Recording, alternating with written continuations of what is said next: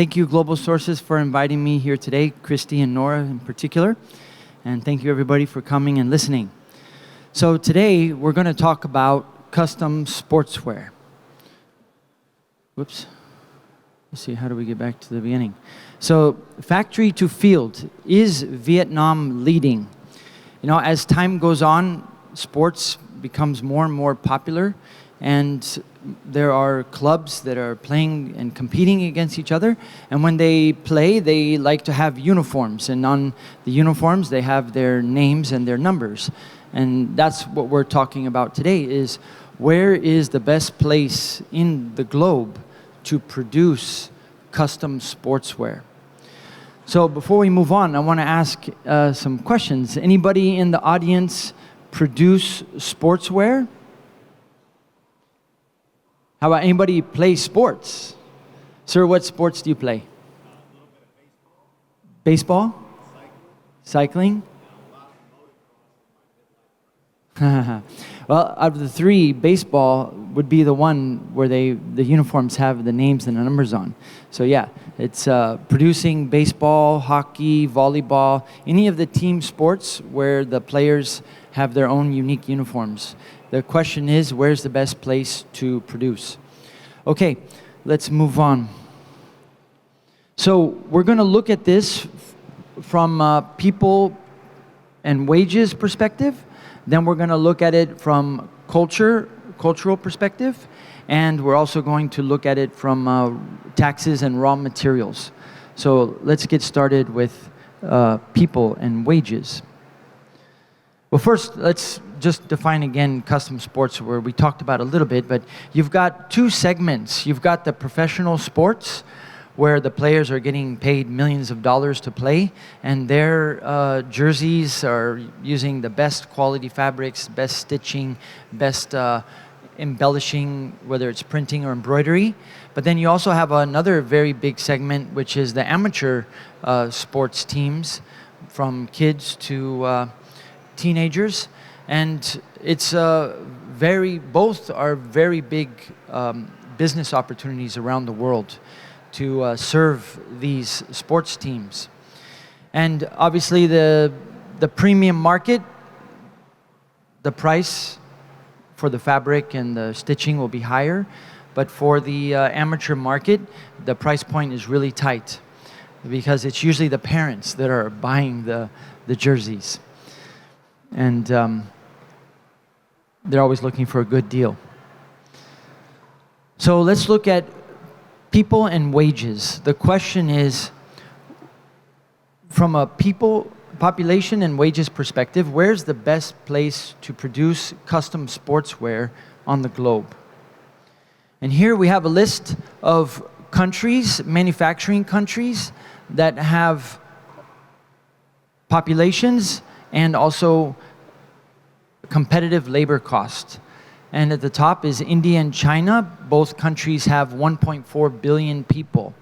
Then it's Indonesia, Pakistan, Nigeria, all the way down to the 9th position, Vietnam, which is where I live and work. So just based on this list, the conclusion would be that India and or China would be a great place to produce custom sportswear. I would argue China's best, but if China's not an option for you, then India's a very close second. So let's look at minimum wage by country. So here you see Myanmar and Nigeria on the global scale have the lowest minimum wage.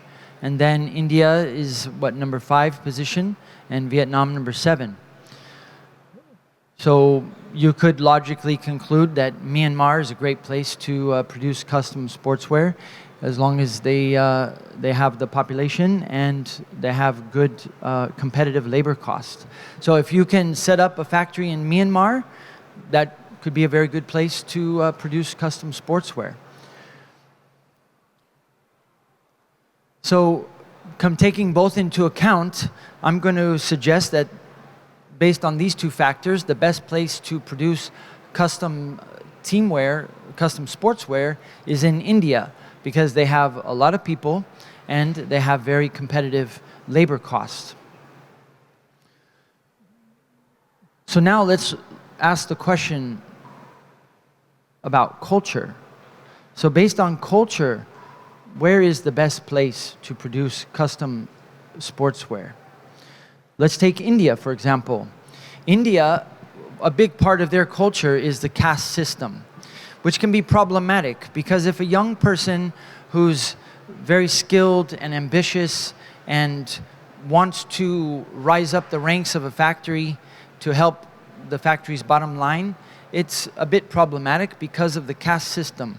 The way the system is set up is that there's very little upward mobility.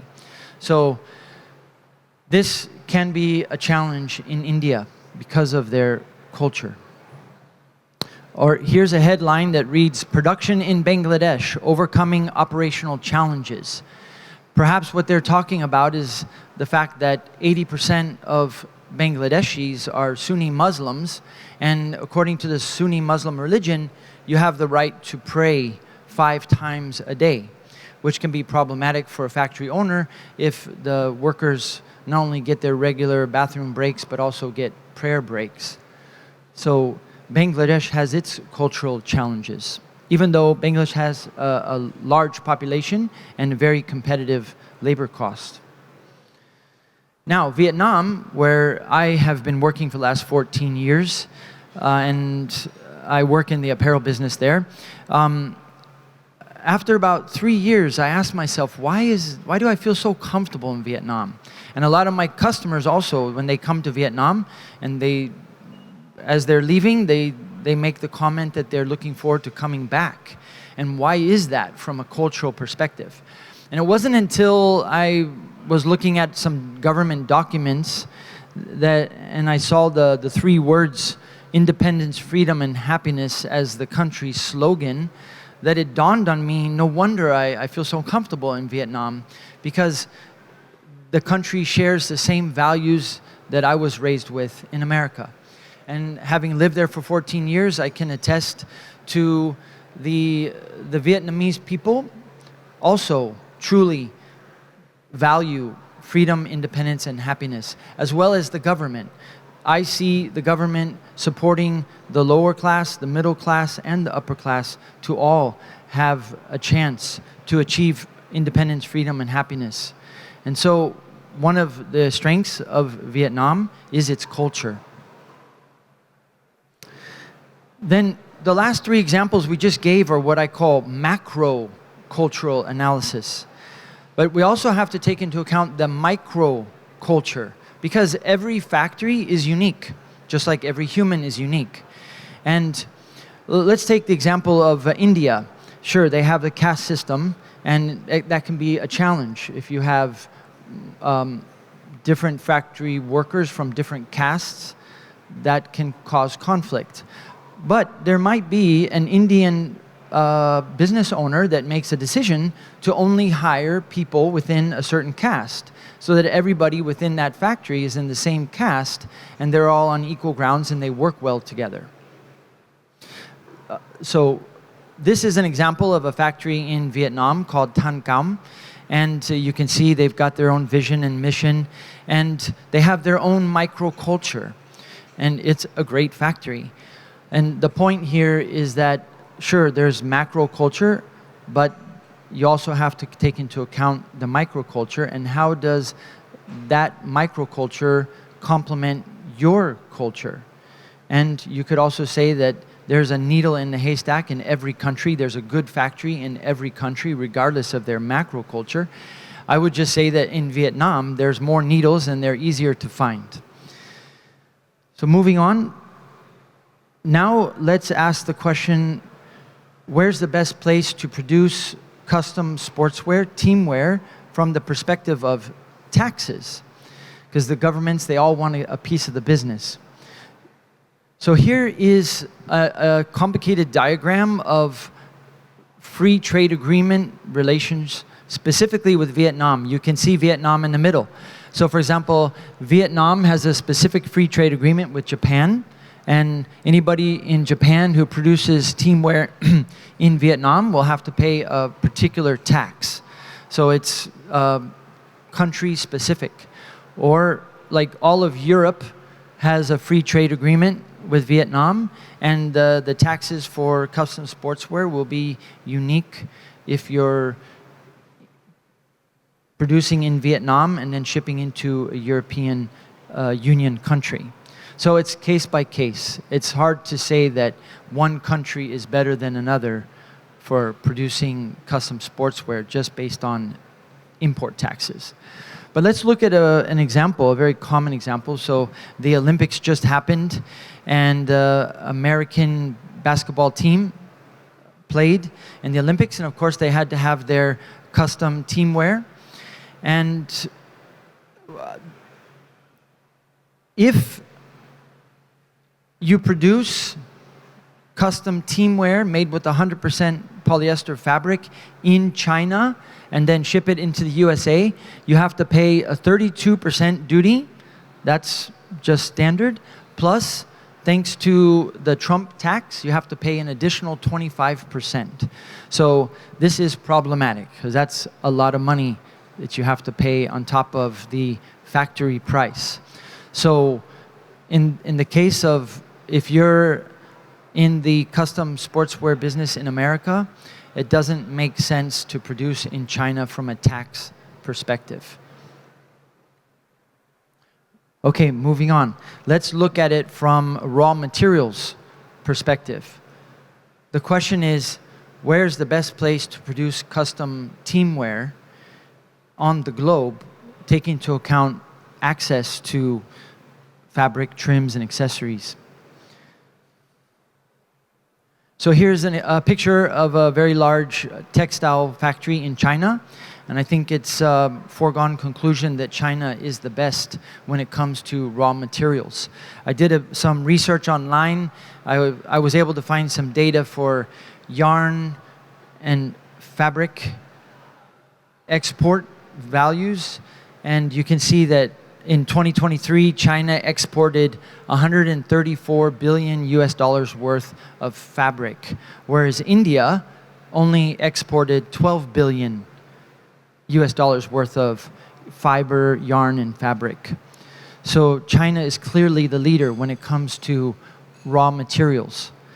And since you need fabric, it makes sense to set up your manufacturing either in China, or if China is not an option, very close to China, which is where Vietnam has an advantage. Because Vietnam has very strong bilateral trade with China,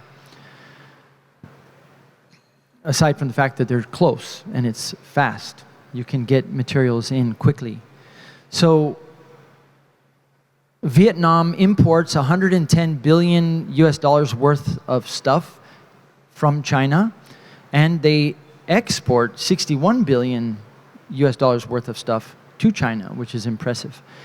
They're number 6 in all of Asia in terms of the amount of importing that they do from China, and they're number 4 in all of Asia for the amount of goods that Vietnam exports to China. So China and Vietnam have a long love-hate relationship, a long history, but I would say they're more friends than enemies because they do a lot of business together and both sides have a lot of benefit. They're great trading partners. So we talked about people and wages, we talked about culture, taxes, and raw materials. Will Vietnam lead moving into the future? Vietnam is modernized. It has a young population that's excited about the future, and a lot of small, medium enterprises that are growing up and improving every day and offering great manufacturing services, as well as some very large corporations that are making for Nike and Under Armour and all the big brands. But this custom teamwear is more of a small, medium enterprise business model because there are business people that are serving all the local teams and clubs all around the world. So this presentation isn't so much for the large brands like Nike, Under Armour, and Adidas and Puma. So what does it take to be able to serve the custom teamwear industry? Well, one big part is sublimation printing. And Vietnam, 14 years ago when I got to Vietnam, there was almost no sublimation printing and custom teamwear manufacturing happened. And I've watched over the last 14 years as more and more digital printers popped up. The calendar sellers were selling the calendars into Vietnam. And now, now laser printing is coming of age. So Vietnam is now strong when it comes to sublimation printing, which is very important for custom teamwear. You also need to be able to buy ink. Vietnam does not manufacture ink, but China, Japan, and China and Japan do, and it's very easy for Vietnam to buy ink locally or get it imported from China and Japan. And all the major brands have local reps that are selling their inks locally. You also need paper. Vietnam can get paper locally from wholesalers that have already imported it and stocked it, or they can buy it directly from Japan, China, and Indonesia. And you can get, there's high, medium, and low quality paper. It's all readily available, and you can just buy by the roll, and you can get it within 24 hours. And the paper is used in the transferring process in sublimation printing. Then, when it comes to the printers themselves, Vietnam does not manufacture these large format digital printers, but you can buy them from China or Japan. And all the major brands like Homer, Roland, Mimaki, they all have service reps and sales offices in Vietnam ready to both sell new machines and, importantly, to service them. So if you have a problem with the machine, there are service reps readily available in Vietnam that can be on site within less than 12 hours to help fix the machine. One big challenge with these digital printers is the print heads, and now there's a good supply of spare print heads in case you need to fix them to keep the machine running. So 10 years ago that didn't exist, but it does now. When it comes to fabric, while Vietnam still imports 80% of its, 80% of the garments that are made in Vietnam are using fabric that's imported from outside of Vietnam. But Vietnam does have a lot of local fabric production. For example, Young One, Thiong Liong, Eclat, and Kinh Hoa is a Vietnamese manufacturer. This is Korean, Taiwanese, and Taiwanese. And they make world-class fabrics locally in Vietnam. Actually, it's still cheaper in many cases to import fabric from China than it is to buy the fabric in Vietnam. And the main reason is that most of these fabric mills, they're booked months in advance by the major brands. And they only have maybe 10 or 20% spare capacity, which they're more than happy to sell to people who walk in the door and want to do small quantity, but they charge a high price, and there's a long lead time relative to the price that you can get out of China and how quickly you can get fabric from China. So just depends on your price point and your business model as to whether you use fabric in Vietnam or import it from China. And then lastly is sewing. There are thousands of small workshops and medium-sized sewing factories. These four in particular focus on teamwear. You have Saigon Printer, Game Day Apparel, Travail Vai, and Ao Thun. And they're all have their own in-house sewing, and in some cases they have in-house printing. And they're more than happy to help you produce your custom sportswear or teamwear in Vietnam. So, is Vietnam leading? I would say yes.